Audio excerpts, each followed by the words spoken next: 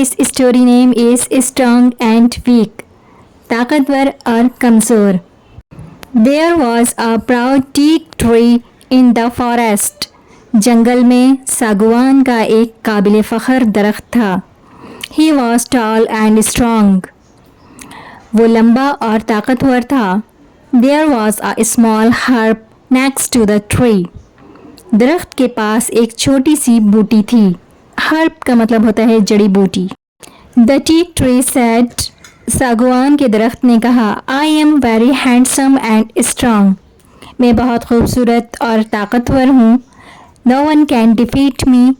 मुझे कोई शिकस्त नहीं दे सकता. नो वन कोई नहीं. कैन का मतलब होता है सकता. डिफीट का मतलब होता है शिकस्त. मी का मतलब मुझे.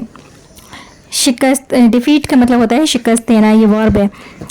हेयरिंग दिस, ये सुनकर, द हर्ब रिप्लाइड, जड़ी बूटी ने जवाब दिया, डियर फ्रेंड, मेरे प्यारे दोस्त, too much pride is harmful. और इसमें साइलेंट है. बहुत ज़्यादा गुरूर नुकसानदा है. Even the strong will fall one day. यहाँ तक कि ताकतवर भी एक दिन गिर जाएगा.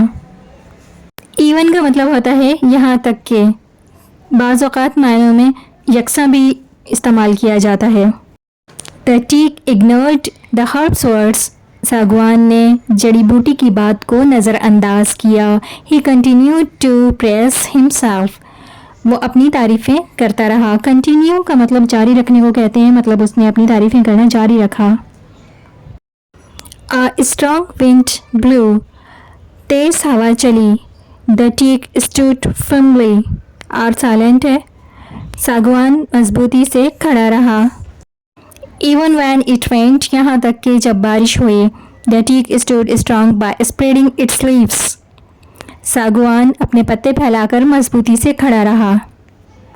ड्यूरिंग दीज टाइम्स, इन औकात के दौरान, द हर्ब बोट लो.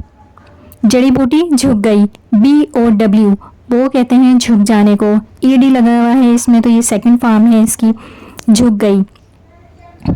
लो का मतलब नीचे को कहते हैं. ठीक है, झुक गई. The teak made fun of the herb. सागवान ने जड़ी बूटी का मजाक उड़ाया. वन डे, एक दिन, there was a storm in the forest. जंगल में तूफान आ गया. स्टॉर्म कहते हैं तूफान को. और इसमें साइलेंट है. The herb bowed low. जड़ी बूटी झुक गई. एज यूजुअल, हमेशा की तरह. The teak did not want to bow. सागवान झुकना नहीं चाहता था. The storm kept growing stronger. तूफान मजबूत होता चला गया. स्ट्रॉन्गर ये कंपैरेटिव डिग्री है. 3 तरह की डिग्री होती है. Positive degree, comparative degree and superlative degree. The teak could no longer bear it. सागवान मज़ीद बर्दाश्त न कर सकता था. He felt his strength giving way. उसने अपनी ताकत को रास्ता देते हुए महसूस किया. He tried his best to stand upright. इसने सीधा खड़ा होने की पूरी कोशिश की. But in the end, लेकिन आखिरकार, he fell down. वो नीचे गिर गया. That was the end of the proud tree. ये फ़ख्रिया दरख्त का ख़ात्मा था. When everything was calm again, जब सब कुछ दोबारा पुरसुकून हो गया.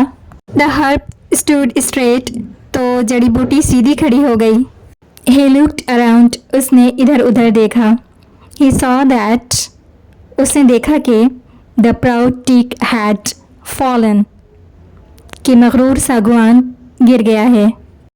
Moral: Pride goes before a fall. इस कहानी का अखलाकी सबक ये है, गुरूर ज़वाल से पहले जाता है. Thanks for watching. Please don't forget to like, subscribe and share. Stay connected. Learn English with Sana Farhan. So long.